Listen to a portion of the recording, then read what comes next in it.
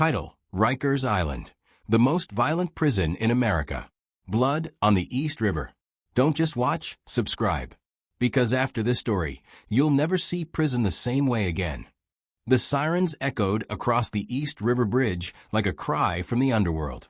Blue and red lights flickered against the steel gates of Rikers Island as a swarm of correctional vans rolled through the checkpoint. Inside one of them sat Marcus Tone Redding, his wrists cuffed, eyes hollow but defiant.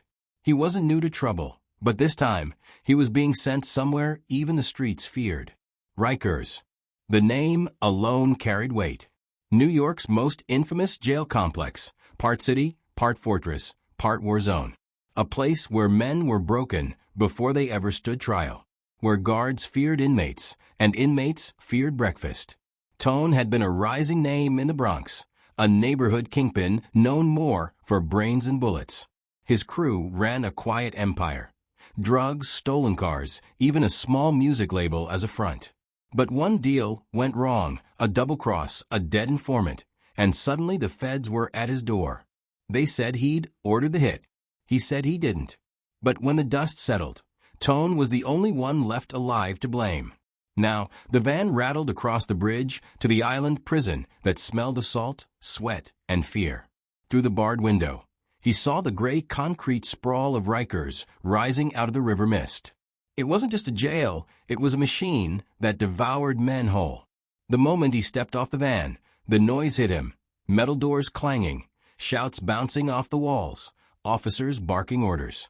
Prisoners watched from behind glass, like predators behind an invisible cage. One shouted his name, "Yo, Bronx Tone in the building." And laughter followed. Tone was processed, searched, and handed a thin, orange uniform. The guard who gave it to him, a tired man with bloodshot eyes, muttered, "Keep your head down, Redding. You think you run the Bronx, but this place runs itself." Tone smirked. "We'll see about that." But that confidence began to fade fast. That night his cellmate, a twitchy, wiry man with scars down his neck, whispered stories about Rikers violence like they were ghost tales. Fights in the cafeteria that ended with blood on the floor. Guards who vanished after crossing the wrong inmate. Whole gangs running units, while officers looked the other way. Tone listened, silent, eyes on the flickering light above him. Every sound in the hallway felt like a warning. The next morning, breakfast was chaos. A riot broke out 2 tables away. Trays flying, chairs breaking, an officer's radio blaring. Tone ducked behind a pillar as a shiv glinted in the air. He saw it then, the look in their eyes. It wasn't anger. It was survival. Pure, instinctual, no-rule survival. Over the next week, Tone learned the rhythm of Rikers. The gangs controlled the halls, Bloods, Crips, Trinitarios. Even the smaller crews had corners and codes. To move safely, you had to pick a side, or make one. Tone refused. He'd built his name by standing alone. That made him a target. One night, as the lights dimmed, he felt it. Someone watching from the darkness of the next cell block. A whisper followed him everywhere. "Bronx Tone, think you tough? Let's see if you last a week." He didn't sleep that night. He stared at the barred window, the faint glow of the city skyline miles away. The next morning, a note slid under his door. No name. Just 4 words scrawled in pencil. "You're not safe here." Tone folded the paper slowly, his heartbeat steady but rising. He'd spent his life mastering the streets. But Rikers wasn't the streets. It was a kingdom of chaos, where loyalty meant nothing. Later that day, while he cleaned the corridor, a fight erupted 2 cells down. Officers ran in, shouting, but Tone froze. On the floor lay a man with a slit throat, and beside him, a makeshift blade carved from a toothbrush. The killer had vanished. But something in the man's open eyes, something about the calmness in death, told Tone this wasn't random. He stepped closer. On the dead man's arm was a tattoo, BRX for life. His own old crew's mark. Tone's blood went cold. Someone had sent a message, a very personal one. Someone from his own world was already inside. And when he looked up at the bars above the tier, he saw a face watching, grinning, before disappearing into the shadows. Tone whispered to himself, voice low, steady. "All right then. Let's play. But as he turned back to his cell, he noticed something else on the floor, a second note, half-bloodied, stuck under his boot. It read, "You should have never come here." And that's when he realized Rikers wasn't just a prison. It was a trap. The politics of survival. The yard was loud, a chaos of voices, bets, and unspoken threats. But inside that chaos, Marcus Tone, Redding walked quietly, his eyes scanning everything. Every conversation, every stare, every laugh that lasted too long. Rikers wasn't just a jail, it was a chessboard. And someone had already made the first move against him. 3 days had passed since the note, "You should have never come here." The message haunted him, but not because he was scared. It was the familiarity. Whoever wrote it knew him, knew his past, his crew, his name. Tone had survived shootouts, betrayals, and backdoor deals in the Bronx. But this was different. Here, every meal could be poisoned. Every handshake could be a setup. Trust didn't exist, only power. He sat down on a cold concrete bench near the fence. The wind carried the smell of bleach and sweat. Around him, groups huddled under the weak sunlight. Bloods on one side, Crips on the other, Latin kings holding the center. The COs watched from their tower, detached, half bored, half afraid. A shadow fell across the table. Tone looked up. A tall, dark-skinned man with a thick beard stood over him. Tattoos crawled up his neck, a crown, a cross, and a razor blade. His name was Reaper, a shot caller for the Bloods inside Rikers. "You Bronx Tone, right?" Reaper said, his voice low and deliberate. "Depends who's asking," Tone replied, not moving. Reaper smiled, not friendly, but respectful. "You got people talking. Said you ran things uptown before the feds grabbed you." Tone didn't answer. He knew better than to confirm or deny anything. Reaper leaned closer. "You smart. I like that. But let me give you some free advice, homeboy. In here, smarto means safe. You need protection. A flag to stand under." Tone stared straight ahead. "I don't do flags." Reaper laughed softly. "That's what everyone says until they're eating through a straw." He slapped the table twice and walked away, leaving behind a folded piece of paper. When Tone opened it, it wasn't another threat. It was a list. 3 names. All familiar. All members of his old crew. He froze. 2 were already locked up at Rikers. The third, D-Lo, was the one who'd flipped on him in the Bronx. The same one the feds said was their informant. The same one who'd vanished before Tone was arrested. If D-Lo was really on the island, that meant one thing. Tone's betrayal had come full circle. That night, the unit was unusually quiet. Tone sat on his bunk, back against the wall, while the COs did their rounds. Across from him, his cellmate, the same twitchy man with neck scars, whispered, "You look like you seen a ghost." Tone didn't respond. He was replaying everything. The setup. The murder in the corridor. The tattoo on the dead man's arm. Someone had brought his old street war inside the prison walls. And then came the sound, a soft scrape of metal on concrete. He turned. His cell door had been tampered with. Someone had slid a thin piece of sharpened steel through the crack, testing it. "Yo," he shouted. The guard flashed a light, but didn't move. "Cut the noise." Tone stepped to the door, heart pounding. The hand was gone. Only silence. But he knew what that meant. Tonight wasn't random. Someone was coming for him. Hours passed. The lights dimmed to night mode. Inmates whispered, laughed, cursed. Tone stayed awake, eyes fixed on the door. Every creak sounded like a threat. Every footstep like a countdown. Then, around 3 a.m., a soft voice came from the other side. "Tone. It's me.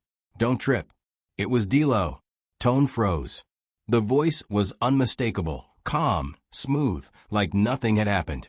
The same voice that once sat across from him in backroom deals and crew meetings. "What you doing here, D?" Tone asked quietly. "I been here. Watching. You wasn't supposed to come in." "What you mean?" A pause. Then D-Lo said, "They don't want you alive." Bro word came down from the outside. "You know who I'm talking about." Tone's throat tightened. There was only one they that could mean, his old partners, the same ones who'd blamed him for the double cross. "I didn't snitch, D," Tone said, voice steady. "You know that." I know, D'Lo whispered. But they don't care about truth. They care about cleaning up loose ends. You being here, that messed up their plans. The sound of keys echoed down the corridor. CO's doing a late-night walk. Tone, listen, D'Lo hissed. Meet me in laundry tomorrow. Don't tell nobody. We can fix this. But if you don't show. The footsteps got closer. D'Lo backed away. Just be ready, he said, fading into the dark. Tone sat back on his bunk, fists clenched. Sleep was impossible now. His mind raced. Why warn him? Why now? The next day, he went to laundry duty as assigned. The machines thundered. Steam filled the air.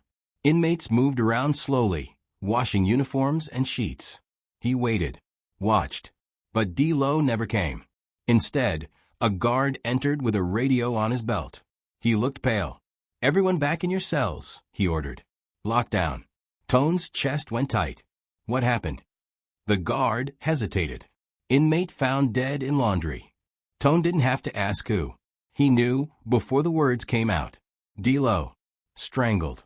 And on the floor beside him, a scrap of paper soaked in blood. It read, "You're next." Tone's mind spun. Whoever was pulling the strings wasn't just cleaning up old scores. They were watching every move, and one step ahead. He wasn't in prison anymore. He was in someone else's game. And if he didn't start playing smarter, it would end exactly the way they planned. The price of freedom. When the morning count finished, Rikers was already boiling over. Word of D'Lo's death spread like wildfire. Every cell block was buzzing with whispers, threats, and theories. But inside Tone's mind, everything had gone quiet. That kind of silence before a storm, the kind you feel in your bones.